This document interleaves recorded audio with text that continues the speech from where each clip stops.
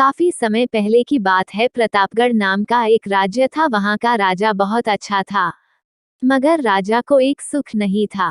वो यह कि उसके कोई भी संतान नहीं थी, और वह चाहता था कि अब वह राज्य के अंदर किसी योग्य बच्चे को गोद ले, ताकि वह उसका उत्तराधिकारी बन सके और आगे की बागडोर को सुचारू रूप से चला सके।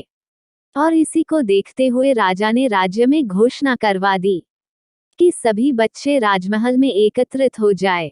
ऐसा ही हुआ। राजा ने सभी बच्चों को पौधे लगाने के लिए भिन्न भिन्न प्रकार के बीज दिए और कहा कि अब हम 6 महीने बाद मिलेंगे और देखेंगे कि किसका पौधा सबसे अच्छा होगा।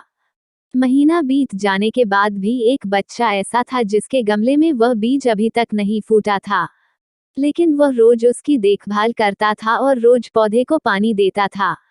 देखते ही देखते 3 महीने बीत गए। बच्चा परेशान हो गया। तभी उसकी माँ ने कहा कि बेटा धैर्य रखो, कुछ बीजों को फूलने में ज्यादा वक्त लगता है। और वह पौधे को सींचता रहा। 6 महीने हो गए। राजा के पास जाने का समय आ चुका था, लेकिन वह डर हुआ था कि सभी बच्चों के गमलों में तो पौधे होंगे और उसका गमला खाली होगा। लेकिन वह बच्चा ईमानदार था और सारे बच्चे राजमहल में आ चुके थे।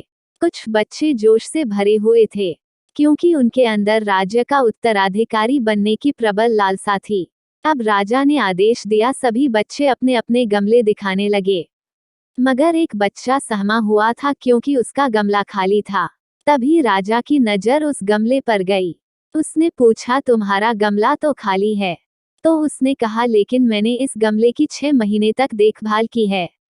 राजा उसकी ईमानदारी से खुश था कि उसका गमला खाली है, फिर भी वो हिम्मत करके यहाँ आ तो गया।